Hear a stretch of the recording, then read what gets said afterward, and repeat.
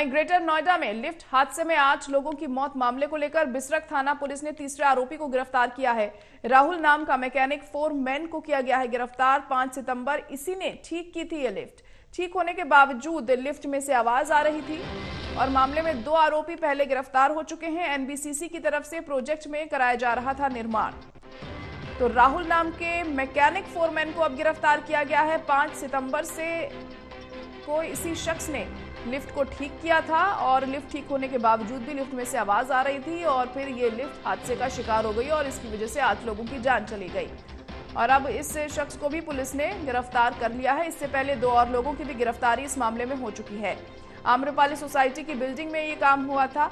ये जो हादसा है ये उसी बिल्डिंग में हुआ था। निर्माण का काम यहाँ पर चल रहा था और इस हादसे में 8 मजदूरों की मौत हो गई थी। इसके बाद लगातार पुलिस इस मामले में कार्रवाई कर रही थी, जांच पड़ताल कर रही है और 2 लोगों की गिरफ्तारी पहले हुई और अब तीसरे शख्स को भी गिरफ्तार कर लिया गया है। एनबीसीसी की तरफ से प्रोजेक्ट में ये निर्माण कराया जा रहा था और हमारे संवाददाता शिव त्यागी इस वक्त फोन लाइन पर जुड़ चुके हैं।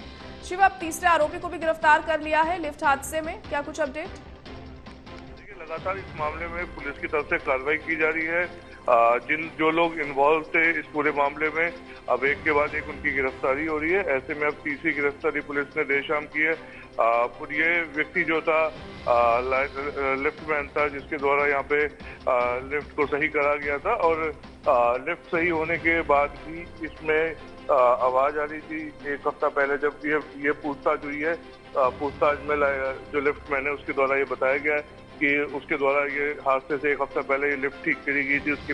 उसमें उस दौरान भी आवाज आ रही थी और ऐसे में उसके द्वारा बताया भी गया था।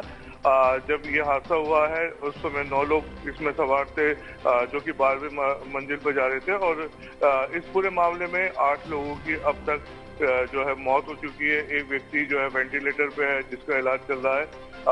खुद मुख्यमंत्री ने इस पूरे मामले में संज्ञान लिया था और जांच के आदेश दिए थे। तो ऐसे में क्योंकि खुद मुख्यमंत्री के निगरानी में ये पूरा मामला है, तो ऐसे में लगातार गिरफ्तारी का दौर जो है वो लगातार जारी है और अब तीसरी गिरफ्तारी इस पूरे मामले में हुई है। वहीं जो मृतक हैं उनको 25 लाख रुपए का मुआवजा जो है एनबीसीसी और जो गिरधारी लाल कंस्ट्रक्शन वाले हैं उनकी तरफ से इस पूरे मामले में दिया गया है। तो जो मृतकों को के द्वारा मांग की गई थी कि 50 लाख रुपए का उनको मुआवजा दिया जाए, लेकिन अभी 25 लाख रुपए का उनको मुआवजा दिया गया। इस पूरे मामले में अभी 5 गिरफ्तारी और होना बाकी है क्योंकि कुल 9 लोगों के खिलाफ इस पूरे मामले में एफआईआर लिखी गई थी। जी शिव, तो जो गिरफ्तारियां हुई हैं इन लोगों से पूछताछ में अब तक कुछ पता चल सका है क्या कि आखिर उसमें क्या लिफ्ट में दिक्कत आ रही थी और ऐसे हादसे का शिकार कैसे हुई थी ये लिफ्ट? देखिए, अभी जो एनबीसीसी के क्योंकि निगरानी में ये पूरा निर्माण कार्य चल रहा था और एनबीसीसी ने गिरधारी लाल कंस्ट्रक्शन को ये पूरा काम करने के लिए दिया गया था। तो अभी फिलहाल जो गिरधारी लाल कंस्ट्रक्शन के जिन लोगों के खिलाफ मुकदमा लिखा गया था उनमें से 3 लोगों को अब तक गिरफ्तार पुलिस कर चुकी है। वहीं एनबीसीसी के एक भी अधिकारी की अभी तक गिरफ्तारी नहीं हुई है। तो ऐसे में यहाँ पे जो अभी तक पूछताछ हुई है उसमें बताया गया कि टेक्निकल फॉल्ट था या सर्विस होने के बाद भी उसके अंदर आवाज आ रही थी। तो कहीं ना कहीं नियमों को ताक पे रख के निर्माण कार्य यहाँ पे कराया जा रहा था, लिफ्ट चलवाई जा रही थी, जिसकी वजह से ये पूरा हादसा होना पाया गया है। चलिए ठीक है, शुक्रिया शिव सारी जानकारी के लिए।